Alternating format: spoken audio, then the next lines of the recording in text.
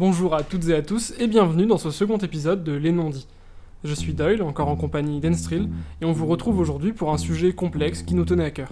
L'incontournable Ener, le possesseur de l'un des fruits du démon les plus puissants. Il déchaîne les passions auprès de tous les lecteurs, et cela se voit énormément dans le paysage YouTube de One Piece. Que ce soit Goji, One Piece Passion TV, Le Mont Corvo et bien d'autres vidéastes, on trouve déjà énormément de contenu sur lui, et notamment une théorie très importante, le retour d'Ener.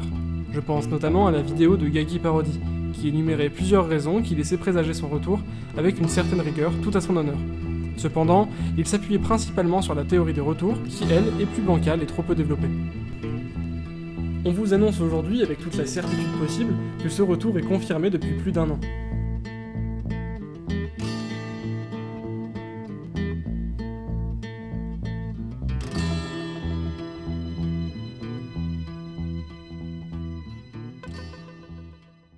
Pour étayer nos propos, on va vous montrer d'abord que tout va dans le sens de cette idée, avant de faire cesser vos doutes en vous montrant l'élément qui nous a définitivement convaincus.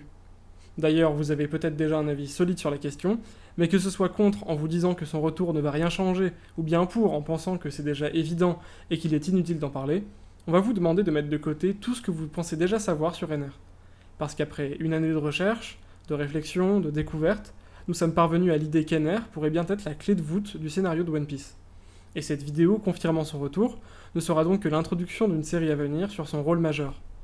Comme d'habitude, il ne vous reste qu'une seule chose à faire. Installez-vous confortablement et laissez-nous vous surprendre. One Piece est un univers complexe, et Oda nous laisse volontairement nous perdre dans son immensité.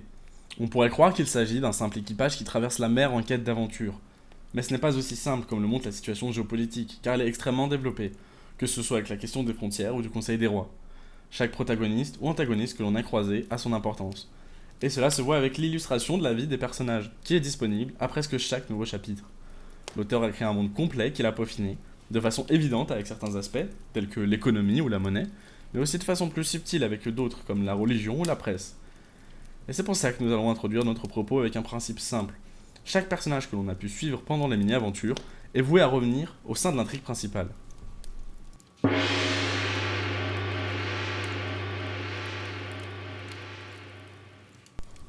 Pour vous prouver ça, on va reprendre ces mini-aventures, afin de confirmer notre idée. En premier lieu, Baggy parcourait les mers dans l'espoir de retrouver son corps, et il finit par tomber sur Lady Arbida. Celle-ci le sauva d'ailleurs de la noyade. Ici, Oda en a profité pour nous annoncer que Baggy allait revenir, mais qu'en plus, il serait accompagné du premier antagoniste que Luffy a croisé. Et vous le savez certainement, c'est ce qu'il s'est passé sur Lockdown. Des éléments aussi anodins qu'une illustration de chapitre ont failli mener Luffy à sa mort. Et dans la même logique, on a vu Kobe et Hermep s'entraîner avec le vice-amiral Garp, évoluer et grandir, sans jamais les revoir dans l'intrigue principale. Pourtant, ils vont faire leur retour dans le tome 45, soit 44 volumes après leur première apparition. Et ce sera justement aux côtés de Monkey D. Garp, qui sera introduit pour la première fois. Et il en va de même pour toutes les mini-aventures, que ce soit Django, Octo ou Wapol, qu'on verra au Conseil des Rois, ils finissent tous par apparaître à nouveau. L'épreuve continue et elle s'enchaîne avec les autres mini-aventures. Celle d'Ace, du Baroque Works, du CP9, de Diaz Drake et enfin de Jinbei. En suivant cette théorie, il y a deux personnages qui ne sont pas encore revenus au sein de l'intrigue principale. Le premier, c'est Gedatsu, un des prélats d'Ener. Et le second, c'est Ener lui-même. C'est ce qui va permettre de justifier notre théorie, mais vous voyez déjà très clairement le schéma qui a été exprimé par Oda. S'il y a une mini-aventure, alors nous reverrons les personnages impliqués. Maintenant, je vais essayer de vous développer un peu ce qui arrive à Gedatsu et vous transmettre l'importance de sa mini-aventure. Il faut d'abord garder en tête que si le lien direct avec Ener est rompu dans l'histoire, la symbolique, elle est encore très présente et puissante. On ne peut pas mettre de côté son passé et on ne peut pas l'ignorer. Dans la mini-aventure qui lui est consacrée, le prélat d'Ener tombe du ciel. Il échoue sur une petite île habitée par Goro, le creuseur de trous. Ces derniers discutent de leurs rêves et Gedatsu affirme vouloir devenir le boss des mers bleues. Il ne sait pas, mais cela revient à devenir le seigneur des pirates. Son aventure continue, et il fait la rencontre d'une immense taupe qui est munie d'une pioche et qui porte un casque emblématique des ouvriers japonais. Dans One Piece, le Japon, il s'agit sans aucun doute possible de l'équivalent du pays de Wano. Gedatsu alors engage un combat à sens unique contre la taupe, et il semblerait que le fait de l'avoir terrassée pousse cette dernière à se plier à ses ordres. La taupe creuse assez profondément pour trouver de l'eau, et par la suite assez loin pour trouver le royaume d'Alabasta, dans lequel on pourra voir tous les protagonistes qui furent capitaux au développement de cet arc. Le réseau de tunnels constituera une voie souterraine reliant Alabasta et les sources thermales que Gedatsu a établies. Et si cela vous paraît anodin, laissez-moi quand même vous expliquer les réels enjeux d'un tel élément scénaristique. On parle ici d'une façon de relier des îles autres que par la voie maritime. Cette voie maritime, elle est réglementée et dangereuse, mais c'est la seule qui est utilisable jusqu'à présent. C'est ce qui permet au gouvernement mondial d'assurer un contrôle sur le monde et d'assurer l'efficacité de sa police, la marine.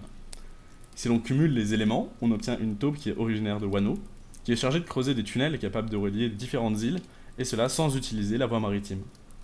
On peut tirer de lourdes hypothèses sur la façon dont l'équipage ou d'autres protagonistes iront sur Wano, ou bien sur l'impact que cela aura sur l'isolationnisme de Wano. Et cela sans parler de toute l'économie souterraine, donc mafieuse, qui pourrait profiter de ces réseaux sans se soucier de la marine.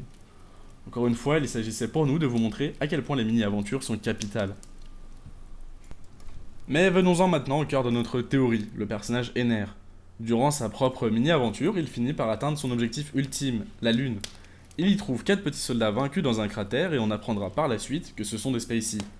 Puis il fait face à des pirates de l'espace qui l'attaquent car ils ont détruit son vaisseau.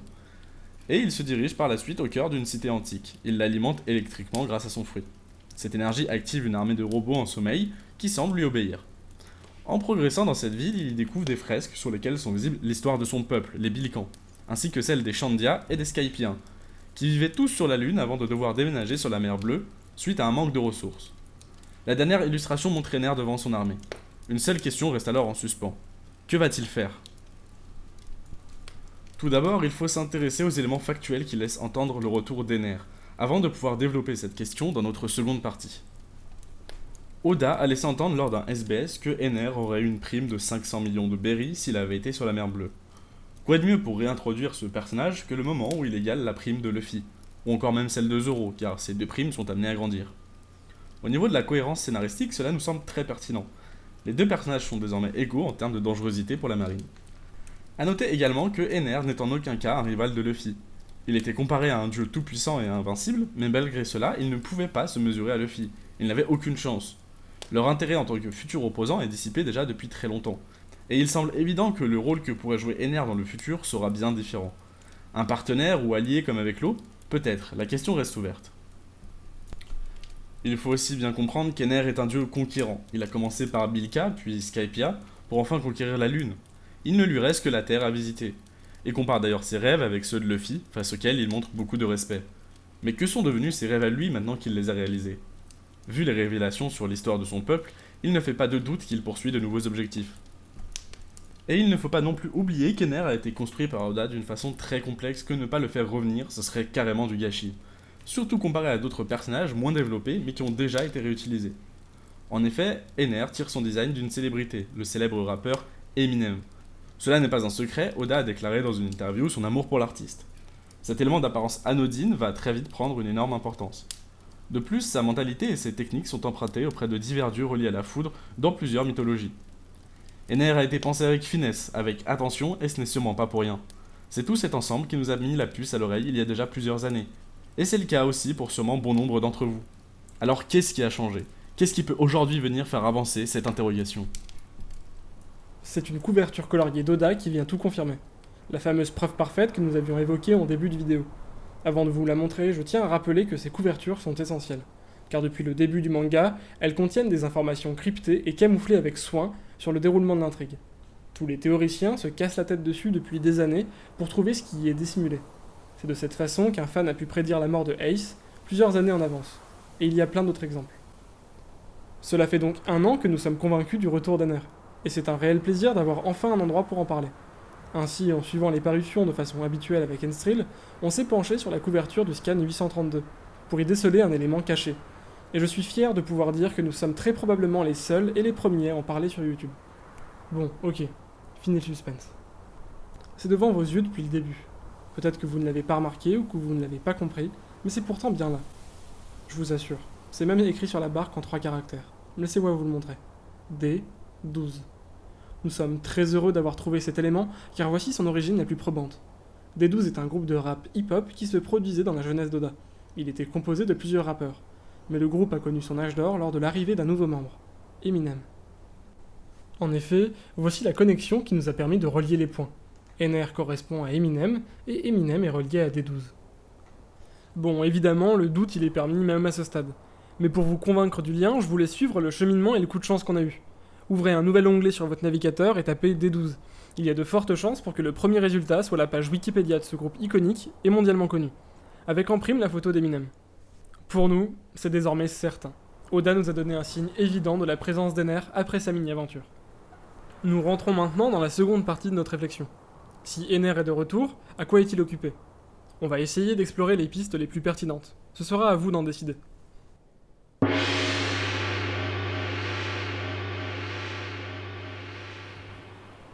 Après ce gros morceau, on va maintenant essayer ensemble de trouver les occupations de l'ancien dieu. D'ailleurs, n'hésitez pas à proposer dans les commentaires ce qui vous semblerait le plus crédible et intéressant pour un tel personnage. Voici donc certaines de nos idées. En premier lieu, on peut lire sur la couverture « Why join the Navy if you can be a pirate ?» Donc pourquoi rejoindre la marine si tu peux être un pirate? On peut comprendre pas mal de choses avec cette simple phrase, notamment qu'Ener reviendrait en tant que pirate. A noter d'ailleurs que D12 est inscrit sur la ligne Be a Pirate, que l'on pourrait même interpréter comme la demande « Sois un pirate, Ener ». Conclusion logique face à son désir de liberté et d'indépendance. Pour aller plus loin, on pourrait même supposer une offre de la part de la marine, qu'il aurait refusée, ce qui ferait écho à la phrase « Why join the Navy ?» Les vérités qu'il a appris lors de son séjour sur la Lune, sa puissance notable, sa capacité lui permettant d'écouter toute conversation dans un certain périmètre, ou même son pouvoir qui pourrait alimenter sans limite n'importe quelle structure, seraient des atouts d'une extrême importance pour n'importe quel camp. De plus, c'est bien Franky et Robin que l'on voit dans la barque, et on pourrait appliquer ce même raisonnement pour eux. En effet, Franky représente la puissance scientifique. Il est capable de construire des armes d'une grande puissance. Sans oublier évidemment qu'il a en lui les plans de Pluton. Quant à Robin, elle représente la connaissance. Elle sera à même de percer un jour l'histoire perdue, mais aussi d'indiquer l'emplacement des armes antiques qui effraient tant le monde. Cette puissance qu'on pourrait qualifier de soft power et de hard power, similaire au point de pression des grands pays de notre monde, est aussi portée par Ener. Dans un autre registre, cette couverture est apparue pendant le développement scénaristique du Djerma, puissance similaire à l'Allemagne nazie de notre époque. Pour vous remémorer un peu cette similarité, rappelez-vous que Djerma 66 est une façon de reprendre le tristement célèbre German SS. Notez d'ailleurs que l'on ne prononce pas Djerma 66, mais bien Djerma 66. Bref, laissez-moi vous résumer les agissements du Djerma. Le descendant d'une antique famille en quête de puissance et de domination souhaite prendre le contrôle d'une partie du monde car il s'estime légitime pour le faire. La solution vient alors à lui.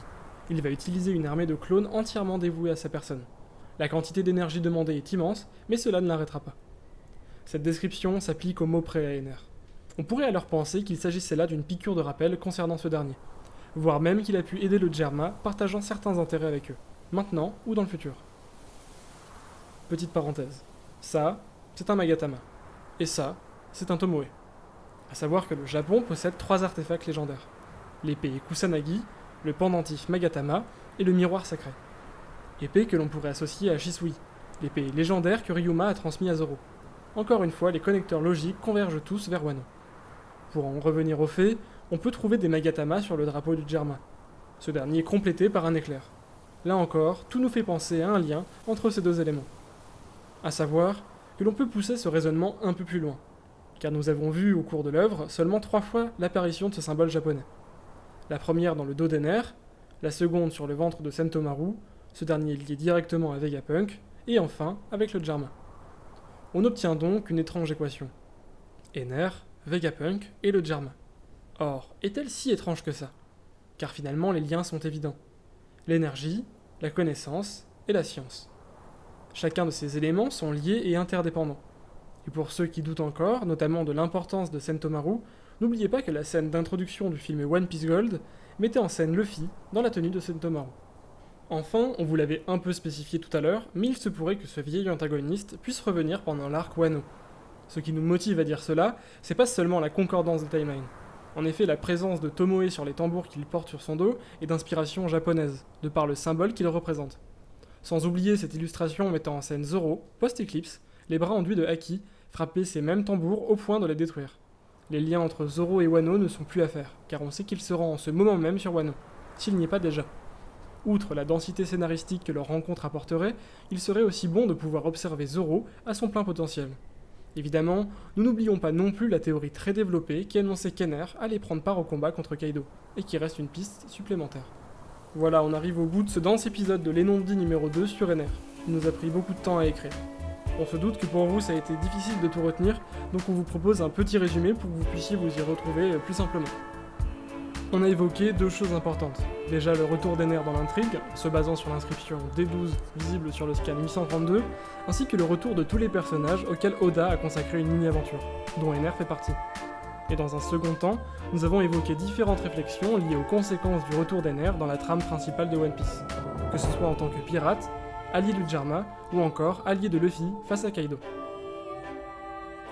Encore une fois, merci pour votre écoute. On espère que ça vous a plu autant que pour Zoro. L'espace commentaire, il est toujours à votre disposition pour vos retours et vos remarques, sur la forme ou le contenu. Donc faites-vous plaisir et aidez-nous à nous améliorer. Nous, on vous dit à très bientôt pour plus de One Piece, avec un nouvel épisode de l'Énon-dit ou un autre format qu'on aimerait vous partager. Alors n'oubliez pas de vous abonner.